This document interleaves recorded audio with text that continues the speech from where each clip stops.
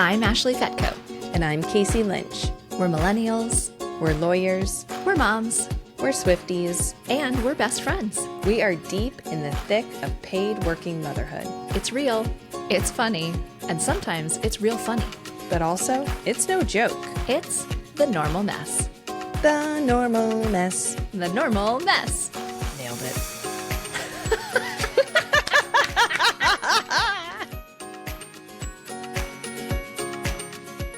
Okay, so I realized when we were talking about the bleph. Yes. Bleph. Okay. Now that we've talked about it, it's just like flooding my feed. Oh, and your phone heard us say the word, and so now that's all. And so now it's like, do you want a bleph?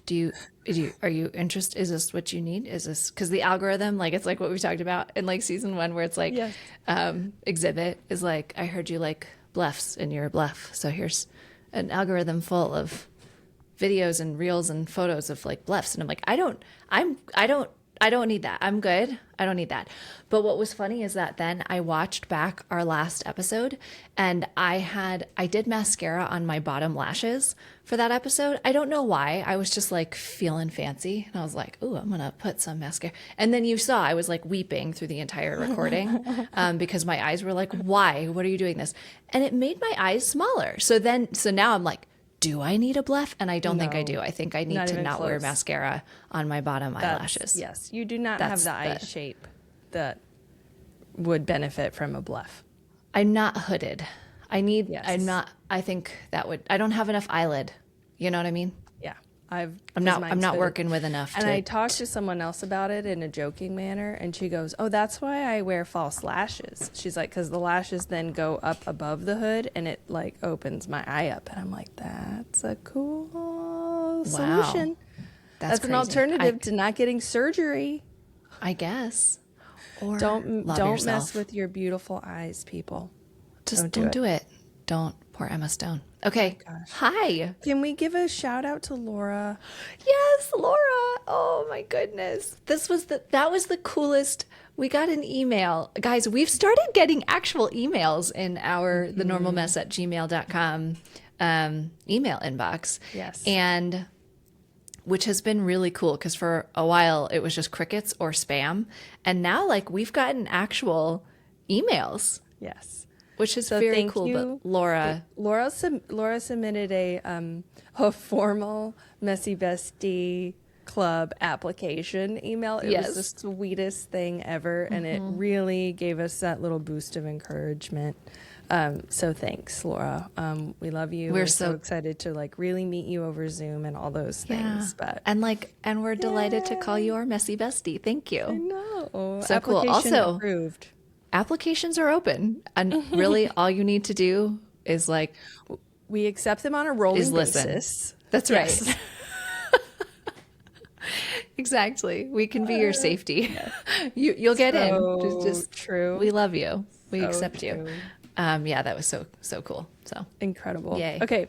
Roadmap today, we have an opening segment. I'm going to feature this from Merriam-Webster Dictionary, not Google. Okay. Merriam-Webster Dictionary. This is about orphaned negatives. And we're going to talk about that for a hot second. Then we're going to dive into our tofu today. Wall Street Journal article. Thank you so much for saying tofu. You're so welcome. The protein. I could just call it protein, but I like Yeah, but it's just very inclusive. Thank you. Protein would probably be more inclusive because tofu is a little off-putting to certain people who don't like tofu. But you're in my podcast, so I can say whatever I want. Tofu. Tofu of the episode today is Wall Street Journal article published May 25th, 2026. We are on this trend. Can't stop, won't stop. Cayce is on this trend, and I am coming along for the ride. Okay. So I love it. I love it. This is not turning into a podcast that just reacts to articles. No, but these 3 articles, I'm going to stop after this. No, until the next one. They're right on topic. I'm not just like, I'm joking when I'm like, Cayce's on this. I am on it too because these are topics that we talk about it would be remiss of us to not address pop culture pieces that are coming out talking about the same things. So I'm in it. Yes, I'm in it to win it. We have another article coming your way. Title of the article: More dads are scaling back at the office for kids and housework. Dun, dun, dun. Yay, dads. Okay. And then our very final, we're going to take this home with a funny, you got to bring your humor, your sense of humor to this final segment, people. These are lines you can use to rage bait men. And I probably need to qualify that I think they mean cisgendered heterosexual men. Yes. Who consider themselves very manly. And when I read these lists, I crack up. Okay. Yep. Orphaned negatives. So when you go back to 2025, one of our very first episodes ever is titled... One of our most referenced. Yes! And most referenced, most quoted back to us lines has to do with the full chalance, baby. Mm-hmm. Okay. That came from an orphan negative, meaning nonchalant. And we were like, we don't want to be nonchalant. I want to be full of chalance. Okay. Exactly. That's not a real word, right? Everybody knows we made that up. But when I read this list of orphan negatives, and nonchalant was the first example they gave, I'm like, this is calling to us. We got to talk about this. Okay. Here are some other ones. Are you ready? I'm ready. Oh, so let's define an orphaned negative first. Yes. An orphan negative is a word that feels like it should have a related word, but it does not. Yes. Typically, it's a word that has a negative prefix, but no corresponding positive version of the word. No positive. Right. Exactly. Yes. Okay. Disgusting. And you can't be gusting. You can't be gusting, but maybe. Next time I see you, I'm going to be like, Cayce, you look gusting. Gusting. You are really gusting it today. You are gusting. Like the opposite. That's the opposite. Okay. Incognito. There is cognito. You can't be cognito, but I could be cognito if I wanted to. You can be whatever you want to be. If you want to be cognito, I'm here for it. All right, here we go. And this one's not so negative, but it's innocent. There is no scent. Nocent. Oh, it would be. Oh, yeah, because it would be nocent. Nocent. Weird. Okay. That is not a real word. That feels like Latin for baby. Mm-hmm. Yeah, I know. Off-putting. There's no pudding. Like you said that tofu is off-putting to some people. It is. If I said, but tofu is pudding to me. Yes. Right? That's not real. Got it. That's not real. Not real. Okay. Discombobulate. I love it though. I want to be combobulated. I do too. My aim is just to be combobulated. Final one I'll do. Implode and plode. Or explode. Or see, and that's the thing. As soon as I read it, I was like, implode, but what about explode? There's no plode.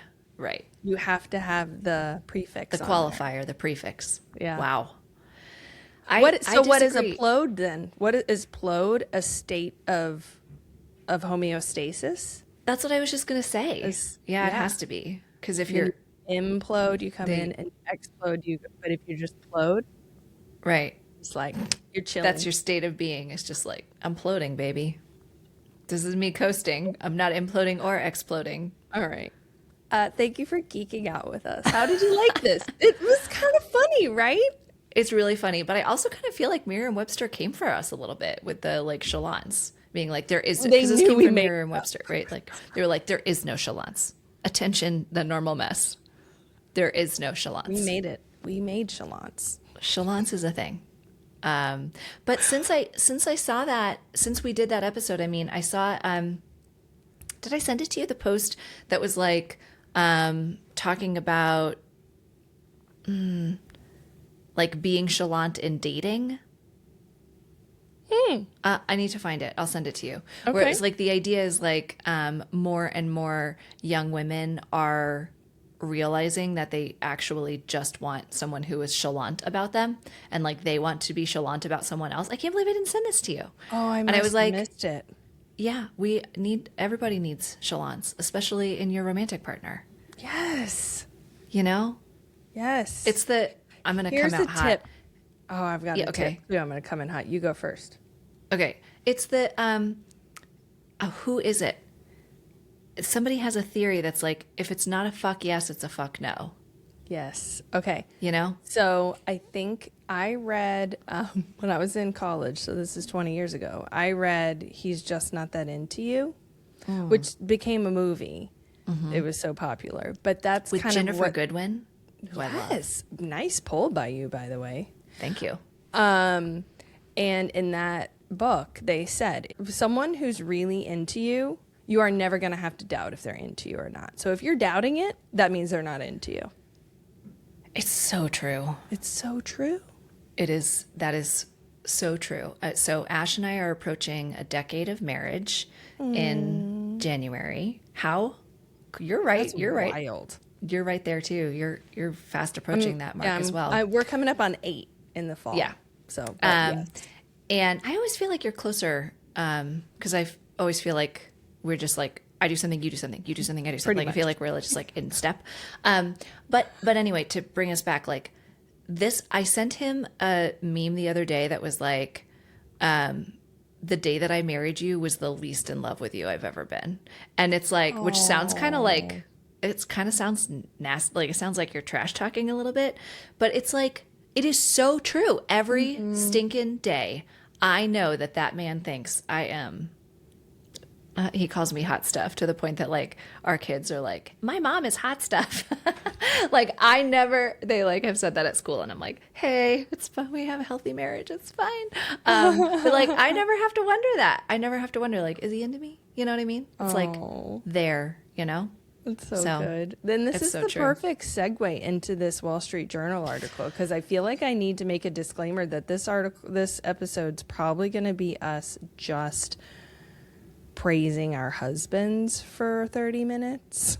Yeah, except for there is going to be that, but I have some balance. I have some balance to bring to it. So don't just tune out. Don't be like, I don't want to hear about this. Like, that's not okay. No, we've got some opinions. We have some opinions. Don't worry. Okay. It wouldn't be the normal mess if we did not have some opinions. Okay. So set it up. All right. Harriet Torrey wrote this for the Wall Street Journal, published May 25th, 2026. Again, more dads are scaling back at the office for kids and housework. Subtitle, College-educated men lead the way among dads, sacrificing hours at work for time at home. A new study conducted and published by the American Institute for Boys and Men has some new data for us. This study compared the 3-year period ending in 2019 to a 3-year period ending in 2024. So kind of right before the pandemic versus now here post-pandemic, right? Okay. They found that college-educated fathers are working significantly shorter hours than before the pandemic and are spending more time with their families. Fathers with degrees and young children slash their time on the job by 6 hours a week and increase their time spent on housework and childcare by more than 4 hours a week. And then I was like, well, then what are they doing with the other 2 hours a week? Golfing. Only 9 holes, though. Yeah. All right. This marks a significant shift from the 2 decades leading up to the pandemic, when the amount of time fathers spent on childcare and household chores barely budged, even as more mothers of young children joined the labor force. One of the things they talk about that's contributing to this that I don't really have experience with or an opinion on is that the job market for men is not great. I saw that. Yeah, I was surprised by that. They said that the healthcare and social assistance sectors are growing the most, and those are traditionally female-dominated sectors. That doesn't surprise me. But then they said sectors with heavily male workforces have been losing jobs. Is that like construction or manufacturing or something? That's kind of what, it didn't define it. It didn't. I'm making But that's kind of, that's what I guess as well. But it doesn't actually seem like that has impacted. The article said that that didn't seem to impact male. People looking for a job. Right. So. Entering the workforce or finding jobs or anything like that. Anyway. Yeah, I was surprised to see that, though. I took it more as how men are choosing to spend their time, not what the economy or the job market is forcing men to do. Same for you? I think that's the takeaway. Okay, cool. So instead of spending extra few hours trying to get ahead at work, trying to meet a project deadline, those hours are now being spent on family. Mm-hmm. And I think this, for women who also work outside the home, and you're a mother, right? You're a parent. Having a partner who goes alongside you and takes a fair share of domestic labor on that second shift is critical. Yes. Super hard to find.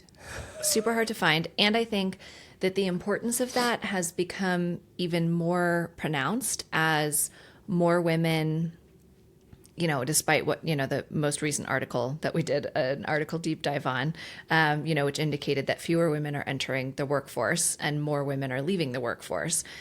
I think that the overarching trend, though, compared to previous decades, is still that more women are earning higher degrees, are entering the workforce, are achieving higher level roles and leadership responsibilities. So the need for that level of involved partner parenting is even greater than it was in decades past because of that trend toward more involvement and more, right?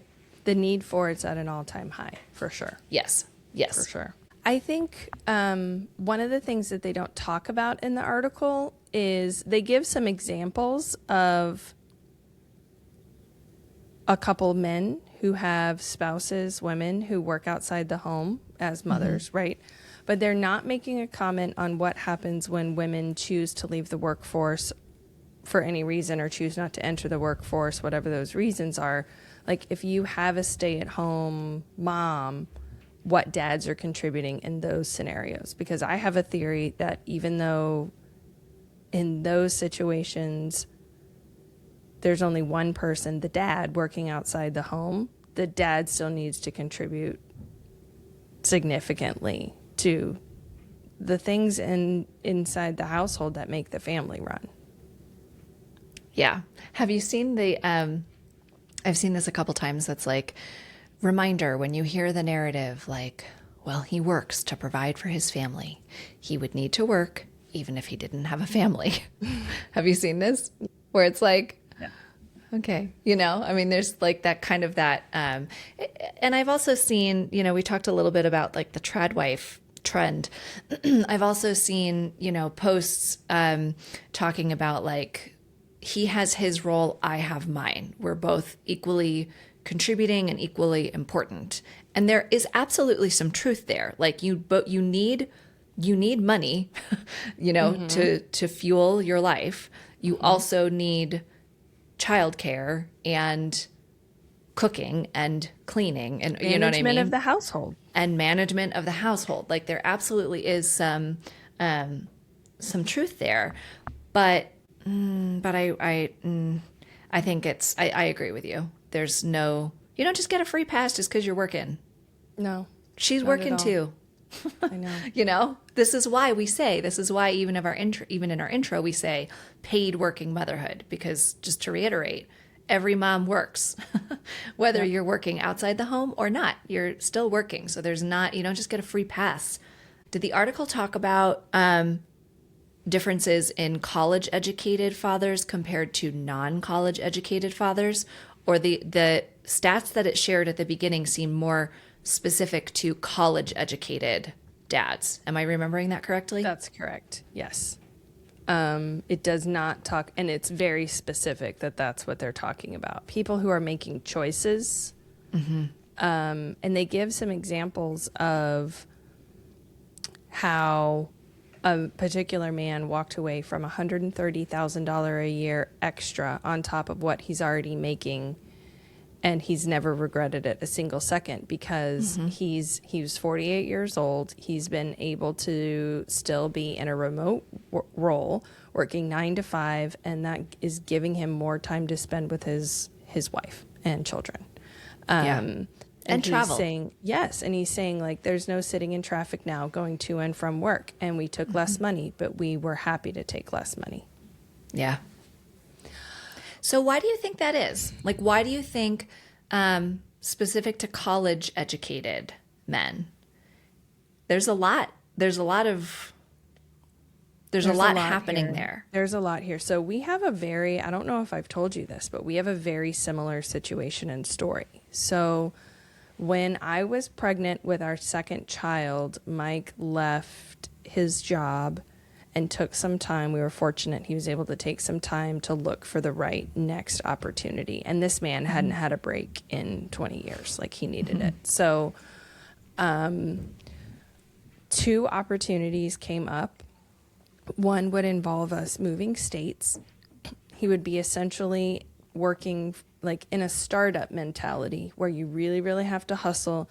It would be a sales type role where he would be on the road, like, he would be leading people and leading a function, but he would personally be responsible and then compensated for what he does, what he brings in, and how much revenue he grows the business.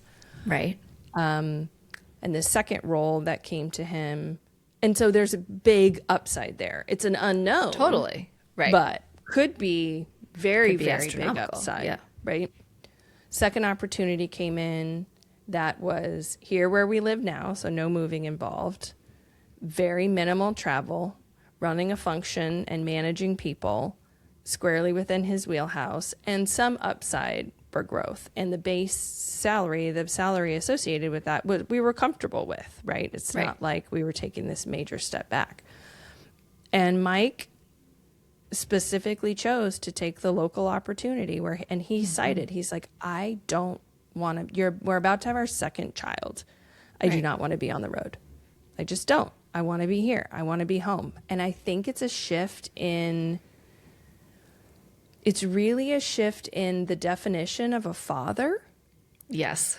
Compared to prior generations. Like, I know Mike's father was very hands-on, but his mother stayed at home. She was this incredible mathematician who, like, made the newspaper and was in charge of coding for these companies. And she was one of only few women. We've got to maybe even talk about this article sometime, because they're like, literally the article published in the early 70s calls her a girl. And her manager is like being interviewed. He posted it on LinkedIn a while ago. Yes, he did. I saw it. And I'm just like, oh my gosh. Like, but she was doing very well and actually made more in annual income than her husband. And when she got pregnant and had her first child, they made the decision that she would stay home and take care of the children. And then they ended up having 3 kids total. And his father remained part of the workforce, and his mother never really went back, kind of dabbled with some entrepreneurial type stuff when the kids got older. But so it's so special to me. And I guess I also need to say that Mike and I, for everyone listening, Mike and I have a 14-year age gap between us. So he's in his mid 50s. I'm in my early 40s. And, to see someone, and we are in different generations. He is not a millennial. Yeah. So to see someone of that generation who has had children later in life and really redefine just on his own. I did not ask him to do this, but that's the kind, he's redefined what it means to be a father. That's how he wants to be a father, and that's how he wants to show up. Mm-hmm. It's the move away from describing parental involvement as babysitting, Totally. That used to be, and I still hear that sometimes, obviously not from you guys, but, I'll still hear that, like, oh, well, who's got the kids? Oh, John is babysitting. And I'm like, they're his children. He's not babysitting. Well, it still happens. I go on the road for a work trip and people look at me and they're like, who's staying with the kids? And I know, I get that too. I've done this where I'm like, oh shit, what do you mean? Oh God, who's with the kids? I forgot. Oh my God. I forgot I have children. Oh my God. Yes. No, it's just like the dad. Okay. And so have you seen, there's a Instagram, there's a lady on Insta. I think she's on Instagram that, she has a song that's like, "You are such a good dad." Have you heard this song? Mm-mm. Okay, hold on. I'm going to pull it up because it's good. And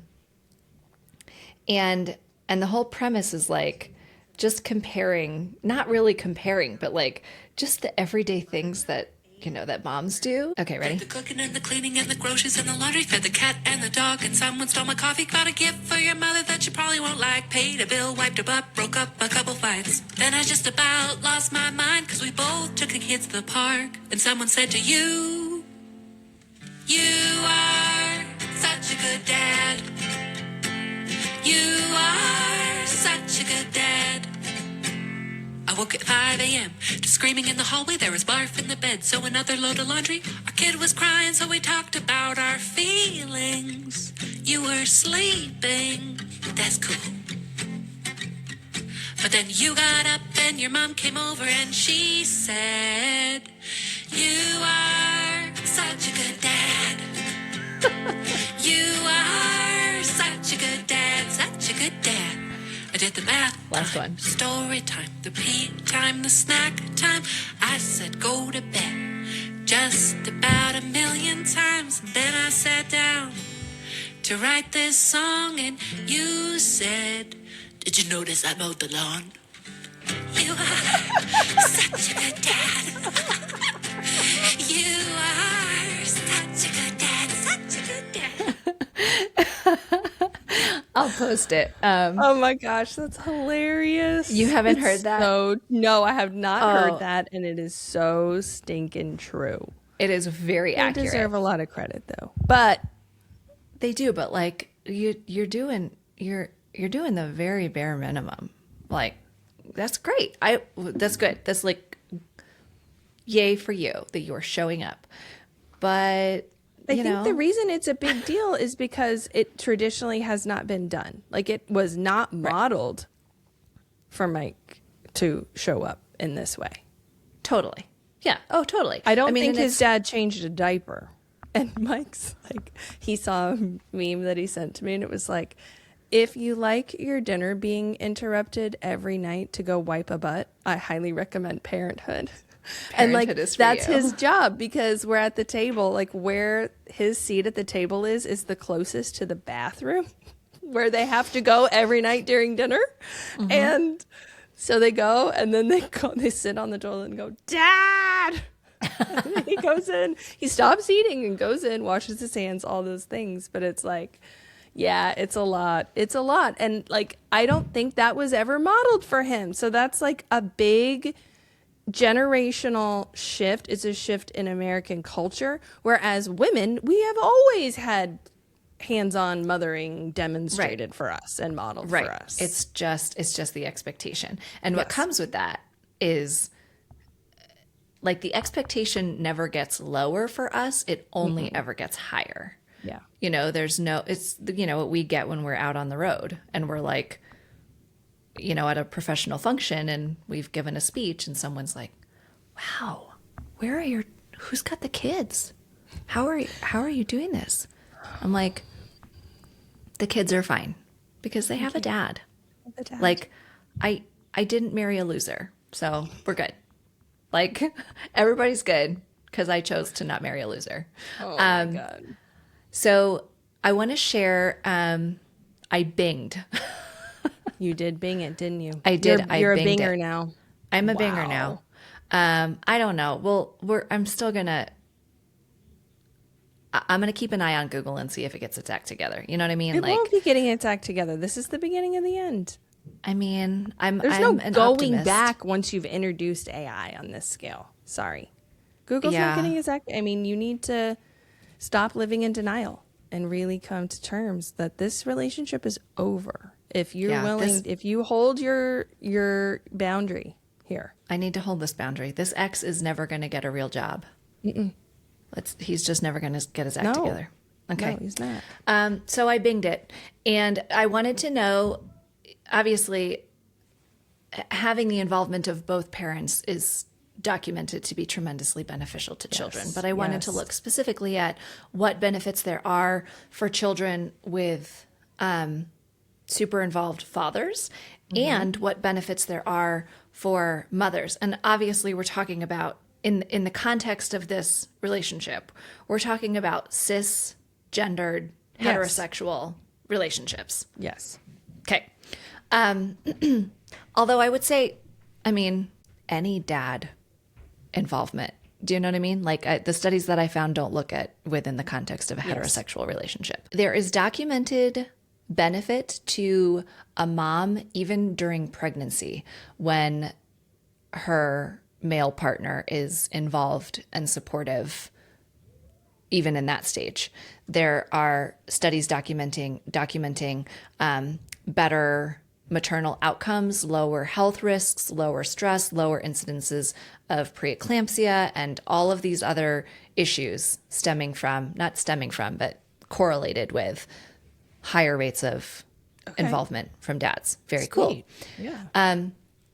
Okay, positive father involvement is also associated. This is from Fertility Research Brief, Current Population Reports from L.M. Monty. Okay. Positive father involvement is also associated with children's higher academic achievement, greater school readiness, stronger math and verbal skills, greater emotional security, higher self-esteem, fewer behavioral problems, and greater social competence than among children who do not have caring, involved fathers. Wow. So, and then this article that I found, this is on the Institute for Research on Poverty. This article is Involved Fathers Play an Important Role in Children's Lives from February of 2020. This article then goes into defining what that fatherhood model actually looks like and what it entails to be classified as like a highly involved father, kind of to your point about the definition of fatherhood changing. And here's just like the three primary components. Are you ready? Okay. Positive engagement. Involved fathers who directly interact with their children in positive ways, including caregiving such as changing diapers, and shared activities that involve play. Play. Second one is accessibility. Involved fathers are available to their children even when not directly interacting, such as cooking while the child plays nearby.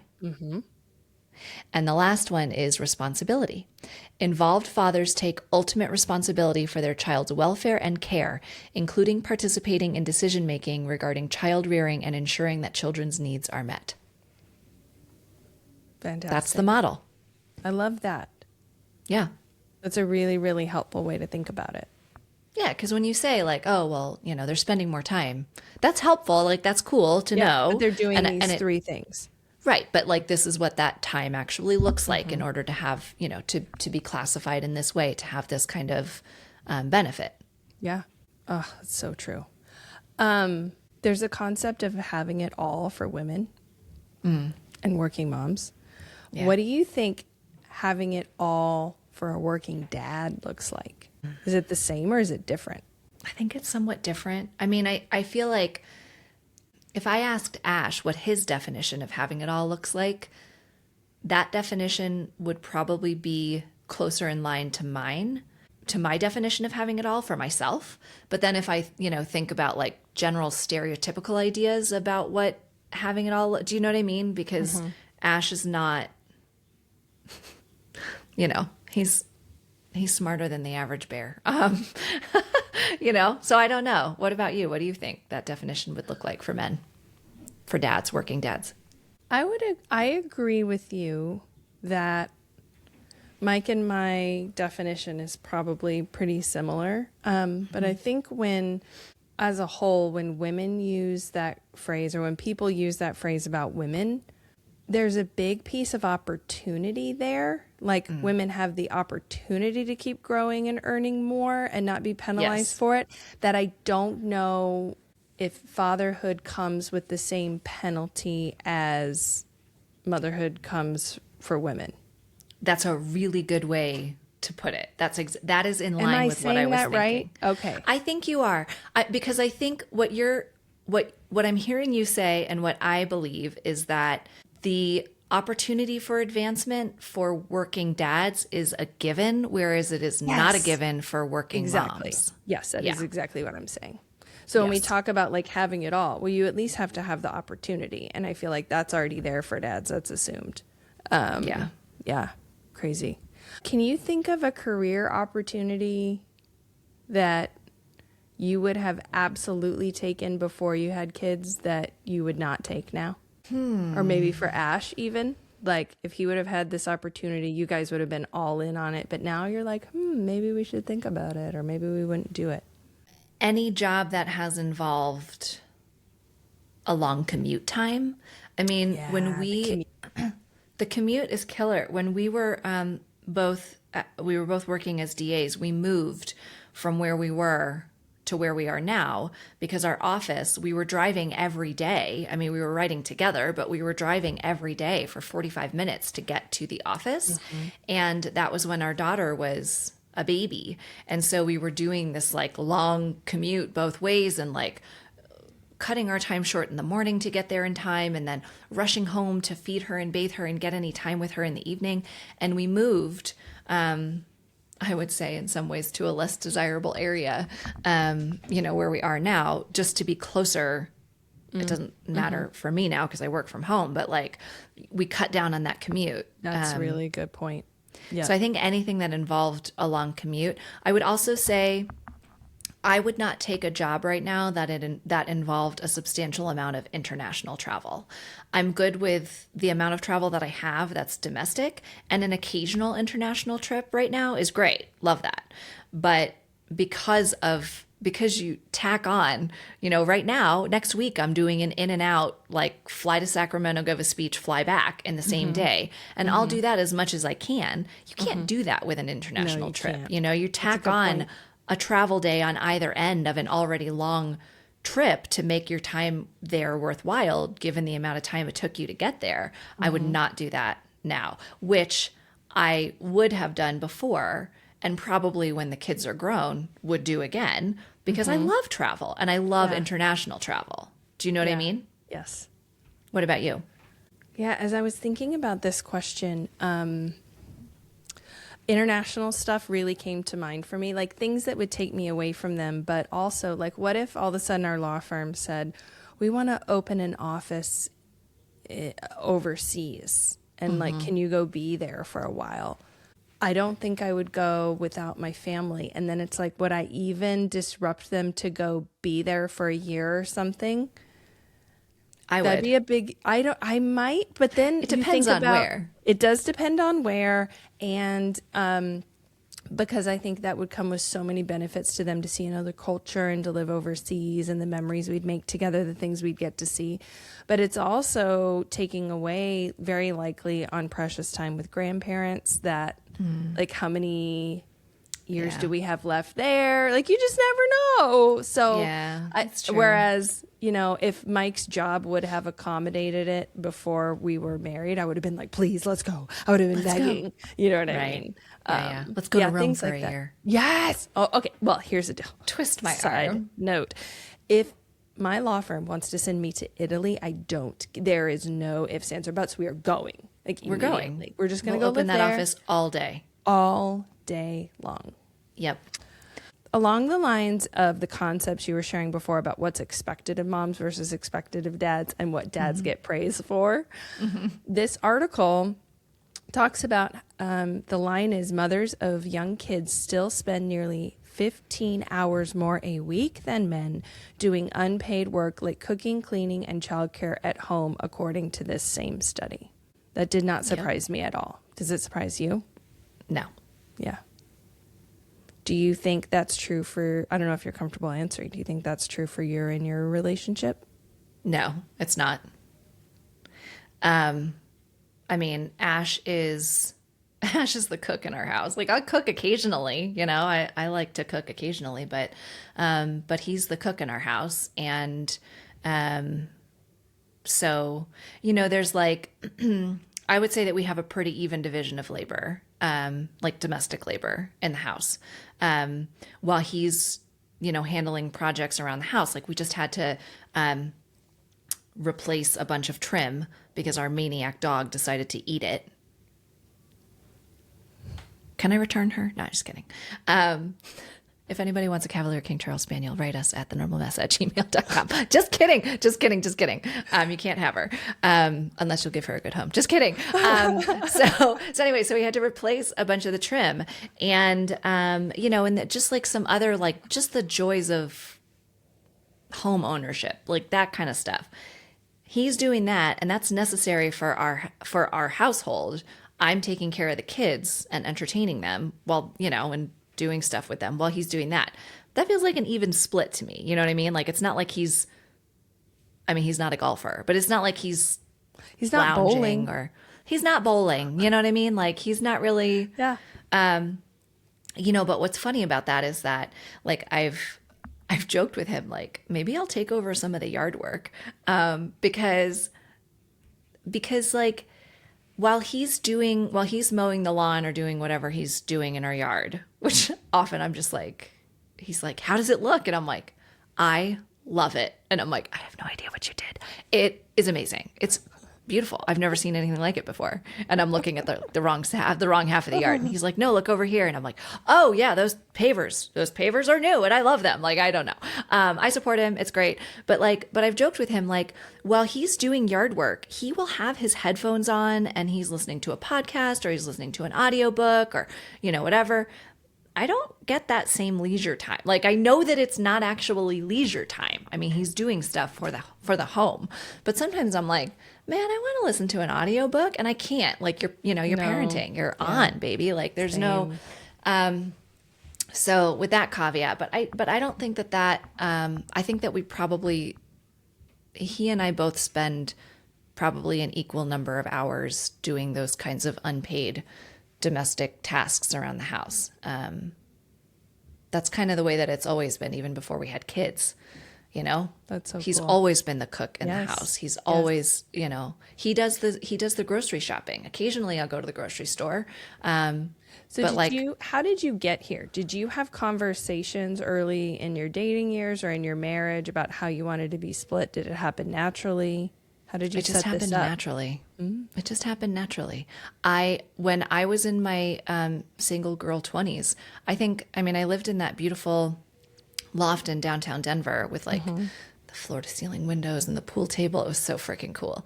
I think I never turned on my oven in that apartment.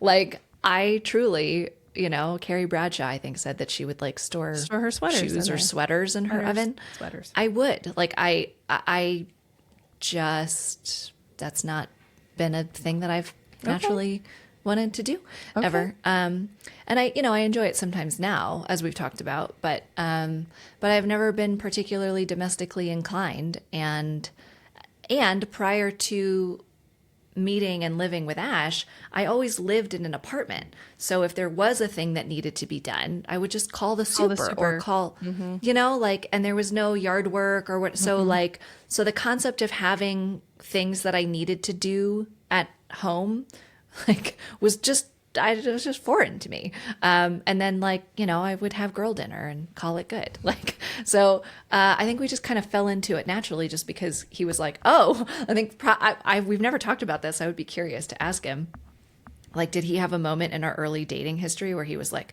oh, okay, so you're never going to cook? Like, did he have a moment where he was like, all right, so this is what this is. I don't know. This is what We I'm never signing talked up about for. it. Right. Like, we have, so I think he knew that,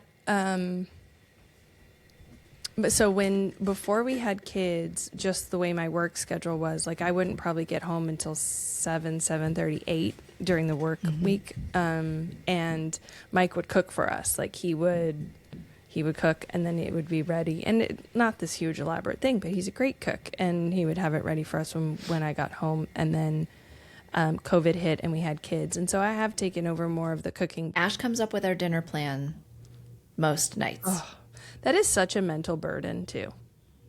It is. I carry that mental burden, and it's a mental burden. Yeah. Like, every morning I'm like, what are we doing for dinner tonight? Because, as we've discussed, don't come at me with your meal prepping. Yeah, we're not meal prepping. Put it away. So every day I have to go through this struggle. Yeah. If final question, I think final question, I might have two final questions, but let's say Ash had the opportunity to make $100,000 a year more, but he would miss probably every weekday dinner. Or he could make $100,000 a year less and never miss one dinner. Which one do you think you guys would choose? We would choose the latter, and he would just stay home. Really? Yeah. Yeah. That's so cool. Because at that point, it's like, yeah. What are you working for then? I know. And that's a lot of what women go through. Yeah. Where it's like, you do the cost benefit analysis with what childcare costs. Yes. And it's like, yeah, well, we don't need to do that then. Yep. Yeah. That would be a no-brainer. And I think he would say the same. Yep. I have a pop culture thing that I wanted to share that is vaguely on point. Okay. Have you watched the movie on Netflix, Ladies First? No. Do it. Okay. It has, who's Isla Fisher's husband? Sacha Baron Cohen. Sacha Baron Cohen in it. And Rosamund Pike? Is that her name? Mm-hmm. Who I love. I just always struggle I've with seen the her. previews for this. Okay, it's new. And so the concept is like he plays an executive at like an ad agency who is like just a dick, and she plays like one of his employees, and like in the midst of him just being a complete sexist prick, he runs into a lamppost or something and knocks himself out. And when he comes to, the world that he comes to in is the opposite, where it's ladies first, and everything is that way. So like all of the ads are, like it's Burger Queen instead of Burger King. And it's like all the men are these like oversexed, like everything is about how they look and how they present, and like women are the executives and women, lead everything. And it's like, we watched it over the weekend, and it's really good. I love both of them. And there's like a scene, he's trying to get a promotion because that's the only way that he can return to the quote real world is if he like becomes the guy in charge. So he's trying to get a promotion, and Rosamund Pike is now like the CEO of the company, or not the CEO, but like the head of the company or whatever. And so everyone's like, well, the only way for you to get ahead is like, you got to look the part. Like you need to wax. We got to get this, like your hair needs to be taken. Like you need to be attractive enough that they pay attention to you, but not so attractive that they don't take you seriously. So like you need to figure it out and step it up. So he's like shopping at Victoria's Secret, but it's Victor's Secret. And it's like the bras that he's shopping for are like for his, his gentleman business. Okay.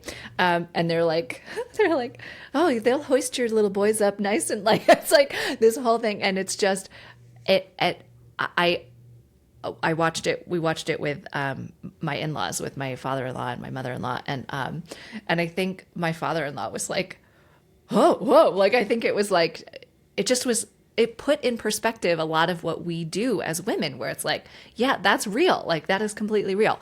But what I want to say is, so everyone go watch this movie. It was very funny. But what I want to say is the idea of the way that world in this movie operates is like basically just that women do exactly what men do when they are in charge. And I don't think if women were actually in charge and we actually did live in a matriarchy, I don't think the world would actually look that way.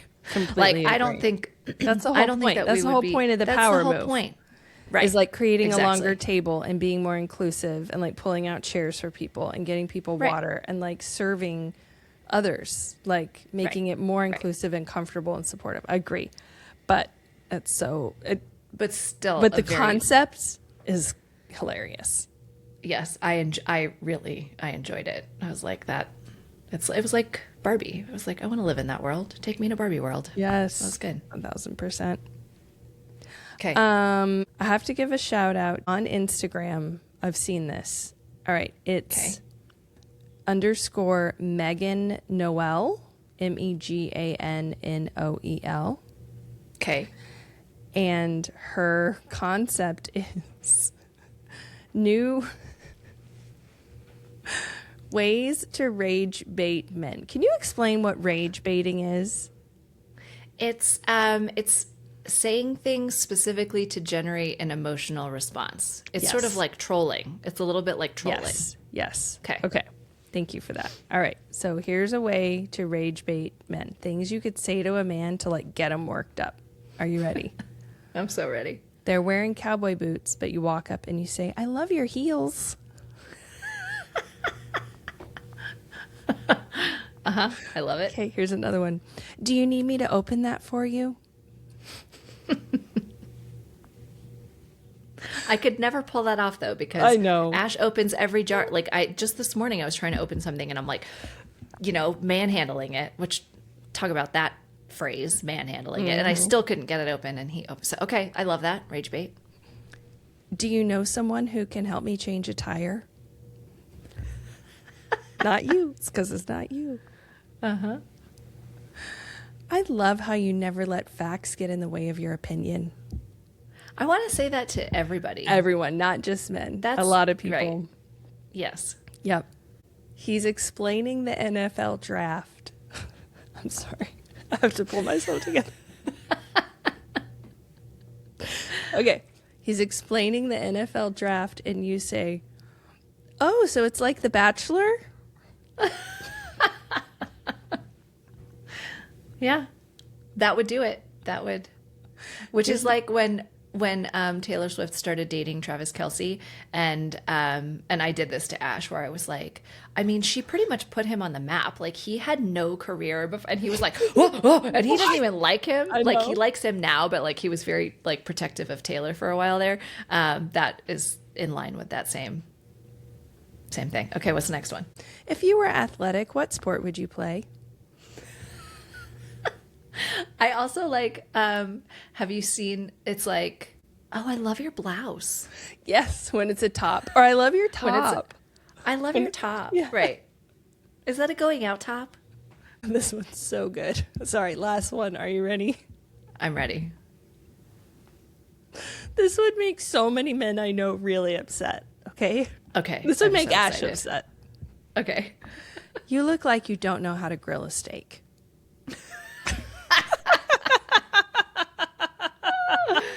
That would make him upset. That definitely would. Oh my gosh. But I could never say it with a straight face, because No. that man knows his way around a grill. Aw. Oh my God. Thank you for the episode today. Yeah. Next week, maybe not an article. Stay tuned. If Wall Street Journal does another one of these. No, don't blame it on us. Blame it on the media. That's right. They're hitting home with a lot of stuff that we talk about, and it's backed by data. It's not neuroscience, but it is data based on studies. It is data. It's just good to talk about. Yeah, we'll take a break from the articles, but thank you guys. We love you. Have a fabulous week. Email us. Also, thenormalmess email us at gmail.com. Cavalier King Charles, very sweet and needy, available to a loving home. Okay. She will eat your trim. Okay, Just know that. there you go. She will eat it. Okay. All right. Bye, guys. Bye. The Normal Mess podcast is created, edited, and produced by us. To keep up with The Normal Mess, subscribe on your favorite podcast platform. To help us grow the Normal Mess community, leave us a rating and a review. If you'd like a piece of this normal mess, just reach out. Our email is thenormalmess@gmail.com, and you can find us on Instagram and TikTok at thenormalmess. Look, my shirt has a peplum. Can you see it? My dress has a peplum. Are you kidding me? Really? Let me see it. Peplum. Oh my God. That is one trend that I am glad is back. Me too.